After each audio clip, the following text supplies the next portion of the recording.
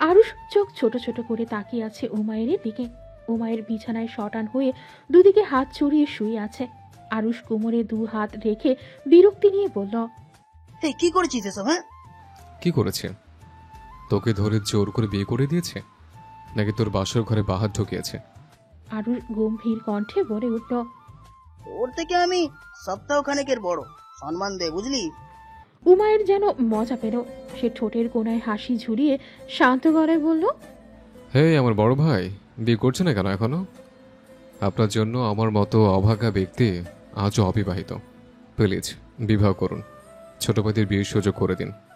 আরুষ রেগে গিয়ে 2-4 ঘা বসিয়ে দিল উমায়েরকে।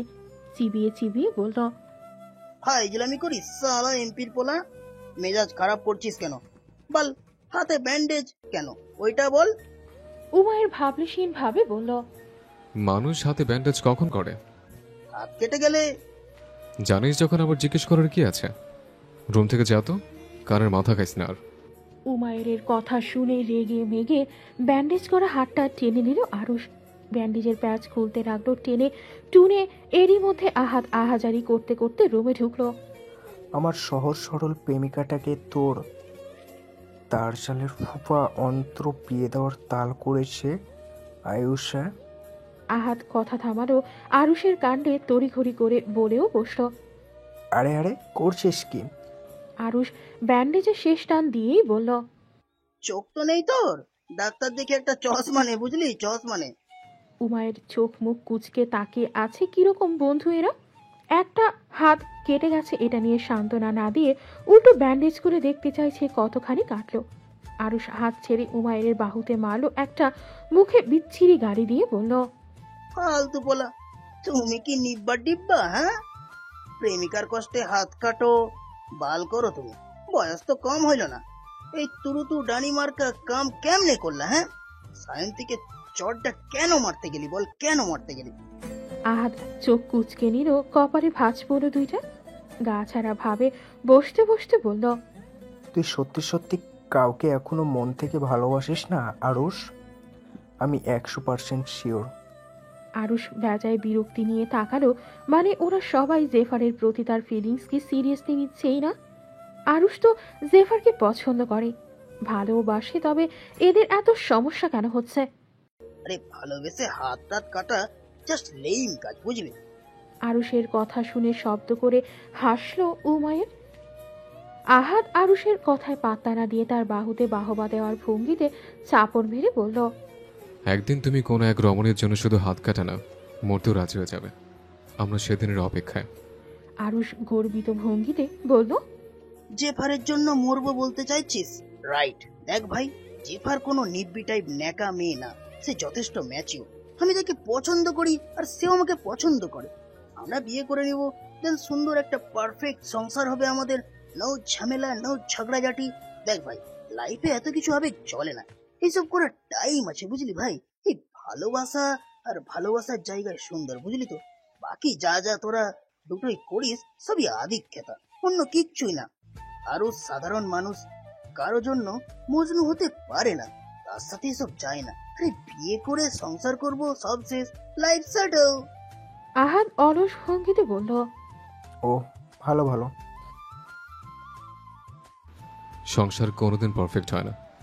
আর সবচেয়ে বড় কথা যে সংসারে খুনছুটে থাকে না, অগাধ ভালোবাসা থাকে না, সেই সংসার কোনোদিন সুখের হয় না। আহাদের হাসতে মন চাইল আরুষের বোকামিতে। হাসি চেপে রাখলো সে বলল, তোর জীবনেও এমন কেউ আসুক যার জন্য তুই আরুষ আরুষা নিজের সব ভাব কমাতে বোধ হবে। যে মেয়ে তোকে নাকে দড়ি দিয়ে 4 রাস্তার মোড়ে মোড়ে ঘোরাবে, তুই ওই মেয়ের বাচ্চমতে অনিষ্ঠিত হয়ে জোরে জোরে হাউমাউ করে কাঁদবি। তুই দ্য গ্রেট আরুষ শ্রদ্ধার্য মির্জাকে পাওয়ার জন্য ছটফট করার যন্ত্রণা উপভোগ করবি। যে ভালোবাসাকে তুই আদিক্ষেতা বলবি, সে ভালোবাসাটুকু আঁকড়ে ধরার জন্য তুই দিনরাত এক করে কারো চরণে পড়ে থাকবি।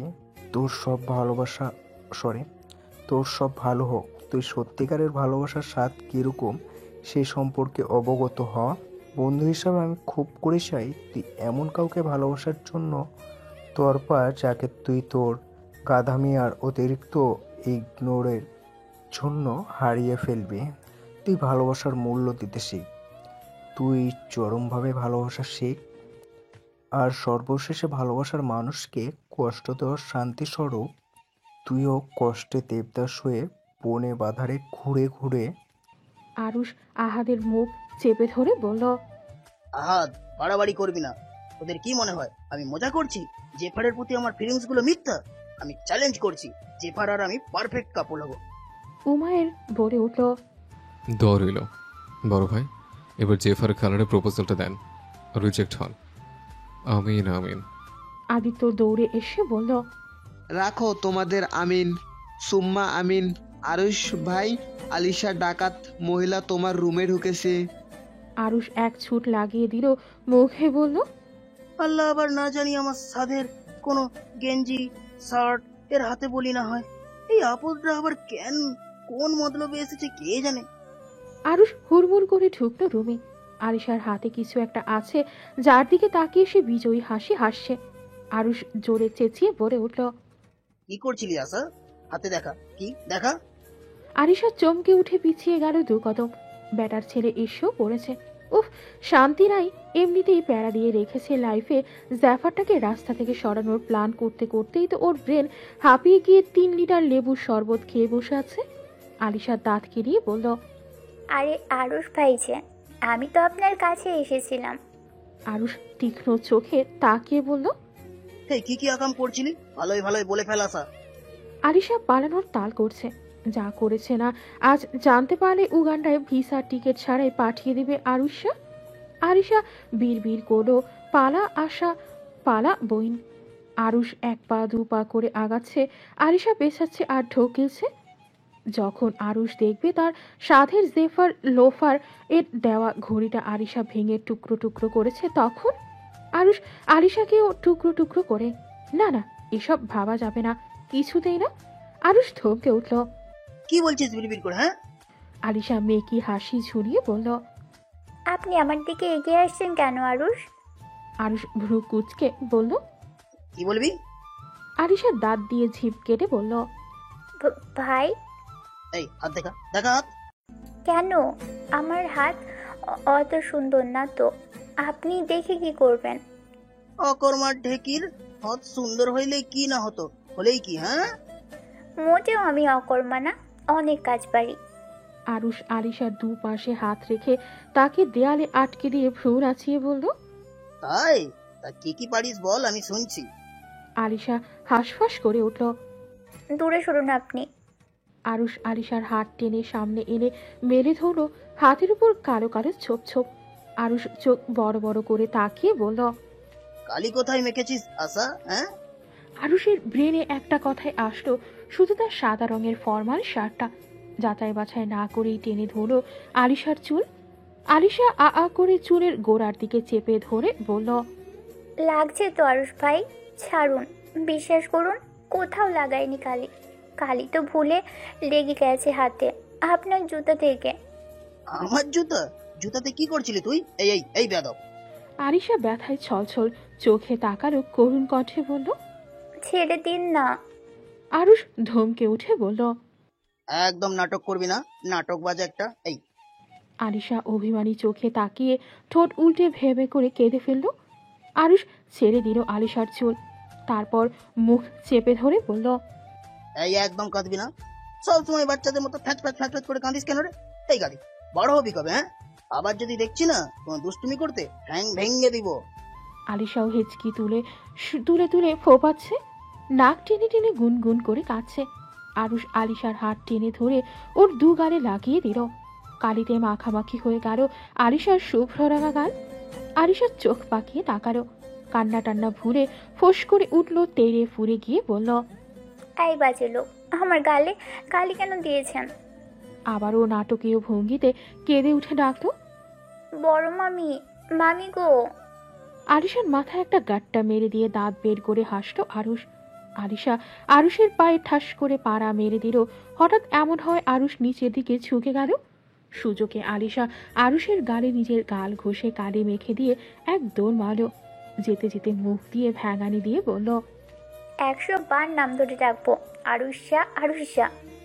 আরুষ তেলে বেগুনে জ্বলে উঠে বলল, আশা দাঁড়া বেয়াদব, একবার শুধু হাতের কাছে পাই, চড়িয়ে গা লাল করে ফেলবো। আলিশা দরজার আড়াল থেকে ঘাড় বাড়িয়ে দিয়ে বলল, জন নামেরে চুমুটুমু দিলেও তো পারেন আরুষ ভাই। আরুষ রেগে তেরে গিয়ে বলল, কি বলবি তুই? হ্যাঁ কি বলবি? আমি আরুষ তোর মতো পেদিনি আর পাগল ছাগলকে চুমু খাবো? আরে দিবা স্বপ্ন দেখা বন্ধ কর ভাই। ওটা পেতনি না, পত্নী হবে আরুষ ভাই, পত্নী বলতে শিখুন। আরুষ রেগে পিছু নিল, বুঝলই না আলিশা তাকে কি বলল শেষে। সে তো আলিশাকে ধরার তারে ছিল। আলিশা ততক্ষণে পকার পার হয়ে গেছে। আরুষ ফোঁস করতে করতে এসে রুমে ঢুকলো। বিকেল নেমেছে ধরণীতে। সায়ন্তী বসে আছে বসার ঘরের সবার সাথে। এরই মধ্যে গদগদ ভঙ্গিতে খুশিতে আটখানা হয়ে ঘরে ঢুকলো রুবিনা বেগম। সবাই ভ্রু কুচকে দেখলো তাকে। আতিকা বেগম মুখ বাঁকালেন। সুপ্রভা জিজ্ঞেস করলো, হাতে কি গো তোমার আন্টি? রুবিনা বেগম সিঁড়ি বেয়ে উঠতে উঠতে বলল, পার্সেল এসেছে রে প্রভা, খুবই স্পেশাল একটা বিউটি সোপ। এটা ও আমাকে উপহার হিসাবে পাঠিয়েছে। মিঠি অলস ভঙ্গিতে বলল, ওহ। সুফিয়া বেগম লাঠিতে ভর দিয়ে এসে বসলো সবার সাথে। আজিজ মির্জা ছেলের সাথে বেছেন অন্য গ্রামে বিচার কাজে। ফিরতে দেরি হবে। তাজরুল মির্জা সে তো ভবঘুরে পার্টি অফিসে গেলে দিন দুনিয়ার খবর থাকে না তার। সুফিয়া বেগম পান খেয়ে মুখ লাল করে রেখেছেন। মুখে তার অদ্ভুত হাসি। তিনি আয়সী ভঙ্গিতে বসে বলল, বৌমারা সবাই আছো দেখতাছি, তা পোলা বিয়া করাইবা না নাকি তোমরা? একটা প্রস্তাব আইছে, মাইয়া দেখতে শুনতে মেলা ভালা, বংশ পরিচয়ও ভালা, চাইলে দেখবার পারো। মিনু বেগম বলল, আমা বিয়ে তো দিতেই চাই, আপনাদের নাতিগুলো তো বিয়ের নাম শুনলেই পালাই পালাই করে। চাইপা ধইরা বিয়া করাইতে হইব হারামজাদা গুলারে। মেহনাজ চুপচাপ গতিবিধি খেয়াল করছে সবার। আহানকে মুখ ভেংচি কেটে এখানে চলে এসেছে সে। শয়তান বেটা এখন পিরিত দেখাচ্ছে যত সব। মেহনাজ কি এতটাই ভালো নাকি? দুটো মিষ্টি কথা বলবে আর গড়ে জল হয়ে যাবে? কিছুতেই না। তিন গিন্নি মিলে শাশুড়ির সাথে আলাপ করতে শুরু করলো কিভাবে গোয়ার ছেলে দুটোর বিয়ে করানো যায়। মিঠির বিয়ের কথা উঠতেই সে আগে পালিয়েছে। বুড়িকে বিশ্বাস নাই কখন জানি ওকে এইসব নিয়ে কথা শোনানো শুরু করে। সুপ্রভার মোবাইল বেজে ওঠায় সে হেঁটে সরে গেল। ওর ফ্রেন্ডরা কল করেছে, নিশ্চিত ভার্সিটিতে না যাওয়া নিয়ে 100টা কাহিনী করবে এখন। সায়ন্তীকে চেপে ধরল আলিশা। টেনে নিয়ে যেতে যেতে বলল, ওয়েদার দেখেছিস? পুরাই জোস। শাড়ি পরার মোক্ষম সময়। বৃষ্টি নামলে তো কথাই নেই। বৃষ্টিতে ভিজি না কতদিন। আহা আহা, কি শান্তির জীবন। নাক মুখ কুচকে নিল সায়ন্তী। মেহনাজকে ইশারা করে বলল, চলো ভাবি। মেহনাজও আড্ডা ছেড়ে উঠে গেলেন। মেরিনা বেগম এসে তখন যোগ দিল মা ভাবিদের সাথে। মেহনাজ রাজি হয়ে বলল, শাড়ি তো পরা যায়, কিন্তু অলস অলস লাগে। বিয়ের পর পর তো প্রায় পরা লাগতো দাদির পিড়াপিড়িতে। উফ, আর বইল না, সামলানো যে কি কষ্টের কাজ ছিল। আলিশা হিহি করে হেসে বলল, ভাইয়া তো তোমাকে তখন জ্বালাতো না, তাহলে সামলাতে এত সমস্যা হওয়ার তো কথা না ভাবি। তবে এখন শাড়ি পরলে বিপদে পড়া থেকে তোমায় কেউ বাঁচাতে পারবে না। ভাইয়া তো তোমায় চুপ করে গিলে ফেলবে। এমনিতেও তুমি যে কিউট না, কি বলবো। সায়ন্তী এদিক ওদিক তাকিয়ে মুখ লুকালো। ছি, আশাটাও না অশ্লীল মেয়ে একটা, কি সব কথা বলে, এসব বলে নাকি কেউ? আলিশা সায়ন্তীকে ঠেলা মেরে হা হ করে হাসল। মেহনাজ লজ্জায় মিটমিটিয়ে হেসেই চলেছে। সায়ন্তীর ঘরে এসে থামলো ওরা। সায়ন্তী আগে ভাগেই বলে দিল, দেখ আলিশা, আমি বাসা থেকে আসার সময় কোনো শাড়ি নিয়ে আসিনি। শাড়ি ব্লাউজ কিছুই নেই আমার, তাই তুই আর ভাবি পর, আমি এইসবে নেই। আলিশা না শুনতে নারাজ। শাড়ি কি অভাব পড়বে নাকি? মামিদের বললেই তো দিয়ে দিবে, না হয় ভাবি থেকেও নিতে পারবি। ব্লাউজের চিন্তা করছিস কেন? তোর আর আমার তো একই সাইজের ব্লাউজে হয়ে যায়, আমার কাছে আছে। চুপচাপ তৈরি হ। সায়ন্তী মুখ লটকে কথা শুনল। মূল কথা, সায়ন্তী শাড়ি পরতে চায় না, আর সাজগোজ করা তো বহু দূরের কথা। কিন্তু আলিশা নিশ্চিত সাজানো নিয়েও কাহিনী করবে এই মেয়ে, যা বিচ্ছু। মেহনাজ বলল, আসো সায়ন্তী, আলমারি থেকে যে শাড়ি পছন্দ হবে ওইটাই নিও। সায়ন্তী মিনমিন করে বলল, ভাইয়া রুমে আছে তো ভাবি, পরবো না আমি। তুমি যাও, নিজের জন্য নিয়ে আসো গিয়ে। মেহনাজ মুখ বাঁকিয়ে বলল, পাগল হয়েছো? তোমাদের ভাই আজ তো শিয়ানা লোক, বহু কষ্টে বাপ দেখিয়ে ভেগেছি। কে ভাই যে যে পরে বাঘের গুহায় ঢুকতে যাবে? আলিশা মন খারাপ করে বলল, তোমরা পড়বে না? আমি কত শখ করলাম। ধুর, কথাই বলবো না আর কারোর সাথে। মেহনাজ বলল, নরদিনী, রাগ করছো কেন? পরে দিন পড়ি। বাহির থেকে আতিকা বেগমের কণ্ঠস্বর শোনা গেল। মেরিনা বেগমের সাথে কথা বলতে বলতে ঢুকছে ভেতরে। মেরিনা বেগম বলে উঠল, আতিথ্যর জন্য মেয়ে দেখছি, দেখবি তোরা, আয়। আলিশা মৃদু লাগ নিয়ে মায়ের দিকে তাকিয়ে বলল, মা। মেরিনা বেগম মেকি হেসে বলল, দেখলেই তো আর বিয়ে হয়ে যাবে না।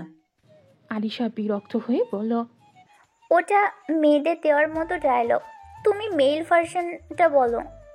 শান্তি বুক ভরে শ্বাস নিয়ে বিছানায় গিয়ে বসল। আতিকা বেগম বিছানায় শাড়ি দেখে জিজ্ঞেস করল, শাড়ি পরছিস নাকি তোরা? আলিশা হেসে বলল, হ্যাঁ গো মামি, কিন্তু ভাবি আর শান্তি পড়তে চাইছে না। ভাবির ইচ্ছে নেই, আর শান্তি নাকি শাড়ি নেই। আতিকা বেগম বলে উঠল, শাড়ি নেই মানে? আমার সব শাড়ি তো আমার ছেলে। আতিকা বেগম কথার মাঝে আটকে গিয়ে আবার বলল, না মানে আমার সব শাড়ি তো তোদের, যার যখন ইচ্ছে নিয়ে পড়বি।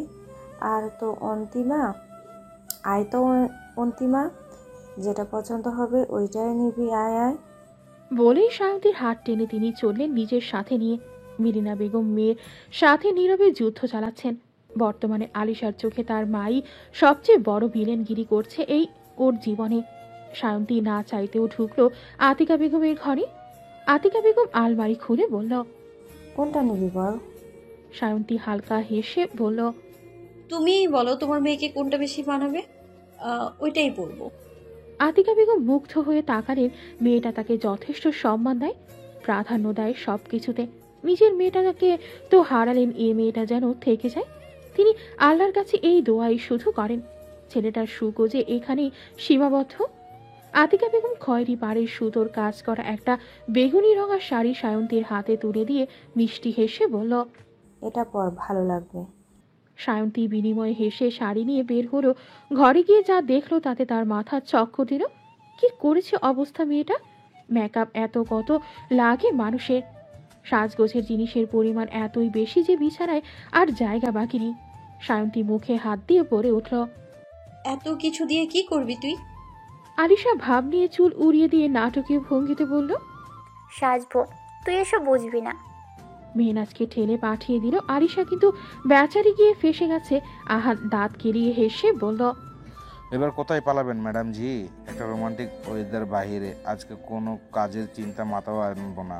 আমি শুধু আমার বউয়ের রোমান্স, অন্য কিছু না। মেহনাজ কোনো মতে পালাতে চাইলো। বিকেলবেলা কি বলে এই ব্যাটা! মেহনাজ রাগ দেখিয়ে বলল, একদম উল্টাপাল্টা কথা বলবেন না। আপনাকে সুযোগ দিয়েছি, তার মানে এই নয় যে যা খুশি করবেন। আপনাকে এখনো আমি মন থেকে স্বামী হিসেবে গ্রহণ করিনি, তাই দূরে থাকুন। ওসব চিন্তাভাবনা মাথায় আনবেন না। আহান সরু চোখে তাকিয়ে মেহনাজের হাতে টান মারল। মেহনাজ যেন উড়ে গিয়ে পড়ল আহানের বুকে। বেজায় বিরক্ত মেহনাজ মুচড়িয়ে বলে উঠল, করছেনটা কি? তোমার কথা শুনতে আমার বইয়েই গেছে। আমি যা বলবো তা শুনবে তুমি। চলো আমার সাথে। না। আসো না, বারান্দায় যাব, কি সুন্দর বাতাস বইছে, দেখবে চলো। আকাশটাও ভীষণ সুন্দর, তবে কিছুটা মেঘ জমেছে, তাতে ঠিক আমার মতো। মেহনাজের অনুমতি নেবে কখন? আহান তাকে টেনে এনে দাঁড় করালো বারান্দায়। আকস্মিকভাবে কোমর জড়িয়ে ধরল মেয়েটার।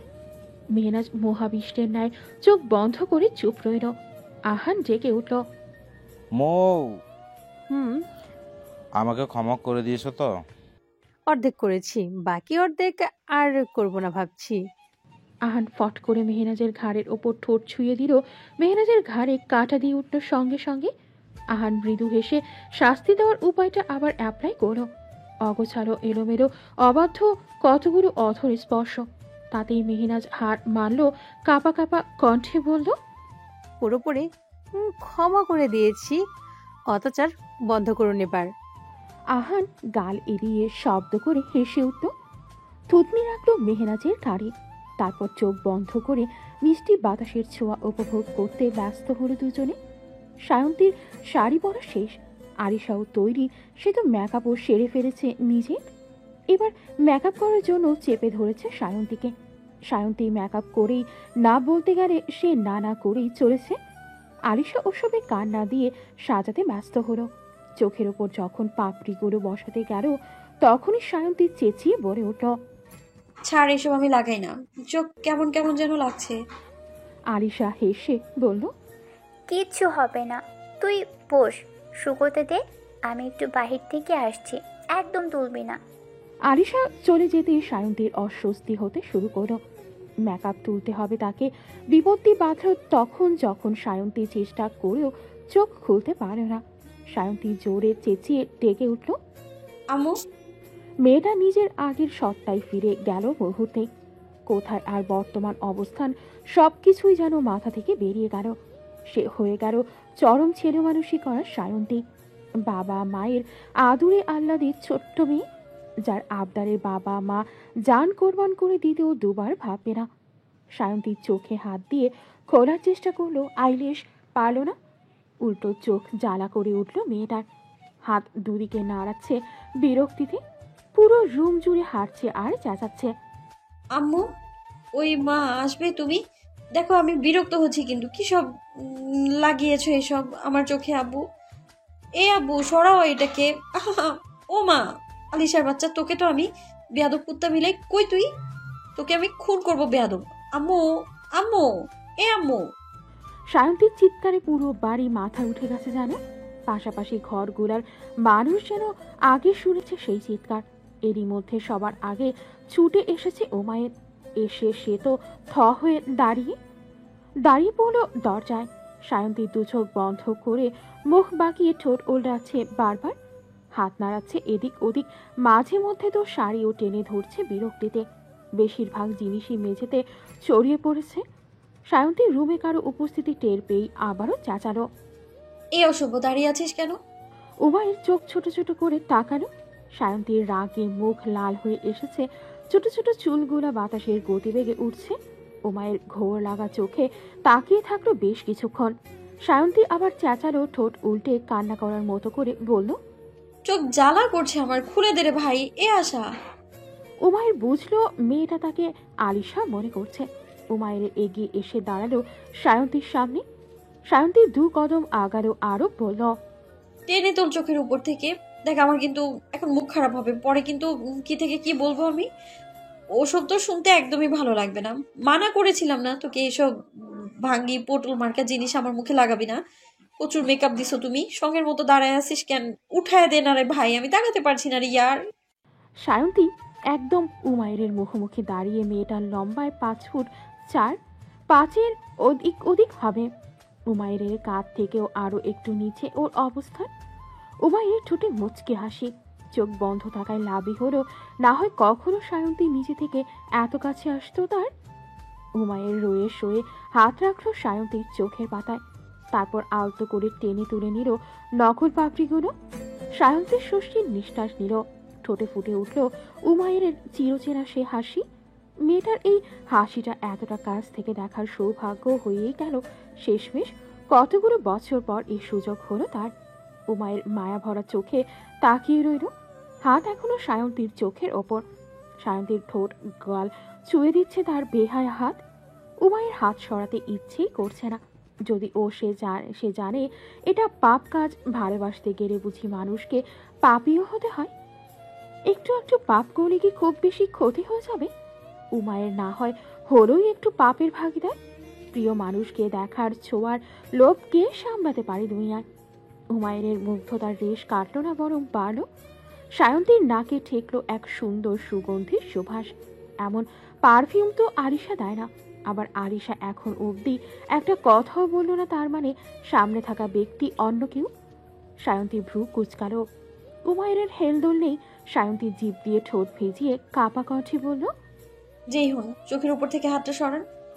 উমায়ের হেসে ফেলল নিঃশব্দে, তবে সরালো না হাত। উল্টো সায়ন্তী চোখের পাতায় আঙুল নাড়াচাড়া করলো, কপালে মৃদু টোকা মেরে বসল। সায়ন্তী কিছুটা পিছিয়ে গিয়ে বলল, দুর্বলতার সুযোগ নেই ভীতুরা, বলেন আপনি কে? আর দূরে সরুন, একবার চোখটা খুলে আমি তারপর দেখে নিব আমি আপনাকে। অসহ্য করে এবারে সব মানুষই কেমন যেন অদ্ভুত। উমায়ের চুপ করে শুধু তাকিয়েই রইল। সায়ন্তী পিছিয়ে যাওয়ায় ওর পুরো সাজ চোখে পড়ল উমায়েরের। সায়ন্তীর পরনের শাড়িটা উমায়েরেরই কেনা, প্রথম স্যালারি দিয়ে কিনেছিল প্রিয় মানুষের জন্য, দেওয়ার সুযোগ হয়নি তাই মায়ের কাছে রেখে দিয়েছে, আর বলেছে যখন সুযোগ হবে তখন যেন আতিকা বেগম এটা তার বউকে দেয়। উমায়ের বোধ হয় ক্রাশ খেলেও পুনরায় সেই প্রথম দিনের মতো। শাড়িটা এত ভালো মানাবে কেনার সময়ও কল্পনা করেনি উমায়ের। তার কল্পপরি তার কল্পনার চেয়েও বেশি সুন্দর, অধিক বেশি সুন্দর। উমায়ের মন্ত্রমুগ্ধের ন্যায় মুগ্ধ চোখে তাকিয়ে আছে সায়ন্তীর দিকে। বুকের ভেতর তার হৃদয় তোলপাড় করা অনুভূতি। বুকের বা পাশ চেপে ধরে মনে মনে বলল, তোর মোহ মায়া আমি একদিন খুন হয়ে যাব নিশ্চিত। ওরে মনমোহিনী, তোর মায়ায়, তোর প্রেমে, তোর ভালোবাসায়, তোকে ছুঁতে না পারার নিদারুণ যন্ত্রণায় বিশেষ কর জান, আমি সত্যিই মরে যাব। সত্যি সত্যি, তিন সত্যি। এমন রূপ নিয়ে নিয়ে আমার সামনে আসিস না প্লিজ। আমি এই রূপের ভার যে সইতে পারবো না, পারবো না। উমায়ের ভাবনায় ছেদ ঘটল। কারো পায়ের শব্দে মিঠি চোখ বড় বড় করে তাকিয়ে আছে চোখ বন্ধ করে দাঁড়িয়ে থাকা সায়ন্তী আর তার সামনে দাঁড়িয়ে থাকা উমায়ের দিকে। মিঠি যেই না কিছু বলতে যাবে উমায়ের তার মুখ চেপে ধরো আচমকা। মিঠি ভাবাচাকা খেয়ে ভ্রু কুচকালেও সায়ন্তীর সামনে উমায়ের মিঠিকে নিয়ে দাঁড় করিয়ে দিয়ে কানের কাছে ধীর কণ্ঠে কঠিন হুঁশিয়ারি দিয়ে বলল, আমি যে এখানে ছিলাম ও যেন কিছুতেই জানতে না পারে। তোর যা জানার পরে আমার থেকে জেনে নেবে। উমায়ের দ্রুত পায়ে ঘর ছাড়ল। মিঠি হা হয়ে বেকুবের মতো তাকিয়ে রইল। সায়ন্তী বিরক্তি নিয়ে বলল, আজব মানুষ তো, কথা কেন বলছেন না? মিঠি কিছুটা শব্দ করে হাসার চেষ্টা করে বলল, তুই চোখ বন্ধ করে আছিস কেন অন্তি? সায়ন্তী ফোঁস করে শ্বাস ছেড়ে বলল, মিঠি আপা তুমি কথা বলছিলে না কেন? চোখ থেকে যখন আইলেসটা সরিয়ে দিয়েছো এখন একটু বাকি কাজটাও করে দাও। ওয়াশরুমে নিয়ে চলো, চোখে পানি দিয়ে ধুতে হবে, চোখ খুলছে না, গ্লুতে আটকে গেছে। মিঠি হাসি বন্ধ করে সায়ন্তীর হাত ধরল। তার সাথেও একবার এমন হয়েছিল, কি যে বিচ্ছিরি একটা অবস্থা হয়েছিল না। সায়ন্তীর চোখ খুলে তাকালো। এবার মনে হচ্ছে জানে জান এসেছে। সায়ন্তী রেগে বলল, আলিশা কোথায় আপা? শয়তান মেয়েটাকে একবার পাই হাতের কাছে। আলিশা 32 পাটি দাঁত বের করে বলল, কি হয়েছে জানো? বাড়ি মাথায় তুলছিলি কেন চেঁচিয়ে? আমি তো আচার খেতে বসেছিলাম, বড় মামি আচার করেছে। সায়ন্তী কোমরে শাড়ি গুজে বের হয়ে বলল, খাওয়ার বের করছি আমি তোর। এদিকে আমি মরতে বসেছিলাম, উনি ওখানে বসে গিলছিলেন। মিঠি বলে উঠল, এই যা, বৃষ্টি নেমে গেল। তোরা থাক তো, আমি বারান্দা থেকে কাপড় নিয়ে গেলাম, সব না হয় ভিজে যাবে। আলিশা পেছনে দৌড়াচ্ছে সায়ন্তী। আলিশা সিঁড়ি বেয়ে দৌড়ে চলে গেল ছাদে। বৃষ্টি নেমেছে পুরো দমে। সায়ন্তী সিঁড়িতেই থেমে গেল। আলিশা তার হাত টেনে ধরে নিয়ে গেল ছাদে। সায়ন্তী নাকচ করে বলল, মোটেও এখন ভিজতে চাই না আমি। দোস্ত প্লিজ প্লিজ, দেখবি শরীর মন সব চাঙ্গা হয়ে যাবে। সায়ন্তী 2 হাত মেলে দিয়ে চোখ বুঝল আলিশার পরনের গাঢ় নীল রঙা শাড়ি। মেয়েটার হাসিতে যেন মুক্ত ঝরে। তার মুখের মায়া যেন এক অনন্য ফুল, যাকে শুধু চিনতে পারেনি তারই শখের পুরুষ, মনের মানুষ। ওই যে বলে না, শখের তোলা 80 টাকা। শখের পুরুষের মন পাওয়া যেন আকাশের চাঁদ ছুঁতে চাওয়ার এক অদম্য বায়না। আলিশা এক ফাঁকে মোবাইলে গান ছেড়ে দিয়েছে। সায়ন্তী নাচবে না। আলিশার যন্ত্রণায় আর পালো কই। মোবাইলে উচ্চ স্বরে বেজে উঠল। সুরে সুরে গানে গানে খুশিতে আজ মন যে দোলেরই। আকাশে বাতাসে চল সাথী, উড়ে যাই চল ডানা মেলেরই। নাচের তালে তালে সায়ন্তী খিলখিল করে হাসছে। এক এক সময় আলিশা আর সায়ন্তী মিলে মারামারি করছে, ফাঁকে ফাঁকে দুজন দুজনকে পানি ছুঁড়ে দিচ্ছে। শাড়ির আঁচল তুলে বিভিন্ন ভঙ্গিমায় ঢং করছে, আর প্রাণ খোলা হাসিতে মেতে উঠছে। সবকিছুই জহুরি চোখে তাকিয়ে তাকিয়ে দেখছে তিনজন। তবে তিনজনের মনোভাব ভিন্ন, চিন্তার ধারাও ভিন্ন। উমায়ের দেখছে তার হাসি খুশি প্রেয়সীকে, যে দীর্ঘ অনেকটা দিন পর এভাবে হাসছে। দ্বিতীয়জন দেখছে একটা বাচ্চা পুতুলকে, যে মেয়েটার সব কিছুতেই ভরপুর দুষ্টুমি আর তাকে জ্বালানোর হাজারো বায়না। দেখতে পুতুলের মতো ছোট খাটো আরিশা, ছোটবেলা থেকেই কত আদুরে মেয়েটা। নামটাও তো ওরই রাখা, আরিশা। ছোট্ট করে ডাকা যায় আশা। ফুপ্পির নাকি কত শখ ইচ্ছা আশা ছিল তার মেয়ে হবে। আল্লাহ ইচ্ছে পূরণ করেছেন, তাই নামটাও আরুষ দিয়েছিল ছোট্ট পরি আরিশা। কিন্তু দিনকে দিন মেয়েটা আর বড় হলো না, এখনো আদুরে চিৎকাদুনেই রয়ে গেছে। আর সাথে হয়ে উঠেছে বড়সড় একটা বদ বুদ্ধির কারখানা। আরুষ আনমনে মেয়েটার কাণ্ডে হেসে উঠল। অলস সময়গুলোতে কেন যেন এই মেয়েটাই মস্তিষ্ক দখল করে নেয় তার। আরুষ শত চেয়েও মস্তিষ্ক থেকে ভাবনা সরাতে ব্যর্থ হয়। আর তৃতীয় জনকে এসে দূর হতে থেকে হাতে দূরবীন নিয়ে কে দাঁড়িয়ে। মানুষটির চোখ মুখ জুড়ে এতটা আনন্দ কেন? একজন মানুষকে দেখার তৃষ্ণা মিটেছে বলে। হোক অল্প সময়ের জন্য, এক পলক দেখা হোক অগোচরে, তবুও তো দেখা মিলল মেয়েটার। কবে নিজের বক্ষ পিঞ্জিরায় রাখার সুযোগ হবে এই মানুষটাকে? আদৌ কি সম্ভব? যার হৃদয়ে অন্যের আধিপত্য এতটা গভীর, সে মানুষটাকে চাইলেই নিজের করা যায়, একান্তই নিজের ভাবা যায়। এতটা ভালো তো ফুয়াদ শাহরিয়ার নয়, শোনালো। আমি অন্য কারো ভালো চাইতে পারবো না। তোমাকে পর ক্ষেত্র তো আরও আগে না। তুমি ভালোই ভালো আমার ঘরের ঘরণী হবে, নয়তো বন্দিনী। চয়েসটা তোমাকে করতেই হবে, সুখ নয়তো দুঃখ। আমার চোখ সর্বদা তোমাতে, ভুলেও ভুল করতে যেও না, ধরো তো পড়িয়ে যাবে। সায়ন্তী আজ ঢাকা যাচ্ছে, খেলা আছে একাডেমিতে। ভোরবেলাতেই তৈরি হয়ে এসে দাঁড়িয়েছে ইজাজুল এর ঘরের বাহিরে। নক করবে কিনা ভাবছে সে, বাবা তো আর ঘরে একা নেই। রুবিনা বেগম যে মোটেও সায়ন্তীর উপস্থিতি পছন্দ করতে পারে না, তার থেকে ভালো আর কে জানে। সায়ন্তীর লম্বা করে শ্বাস টেনে মোবাইল বের করে, কল করলো বাবার নাম্বারে। ইজাজুল সজাগই ছিলেন, মেয়ে আসবে হয়তো তিনি জানতেন।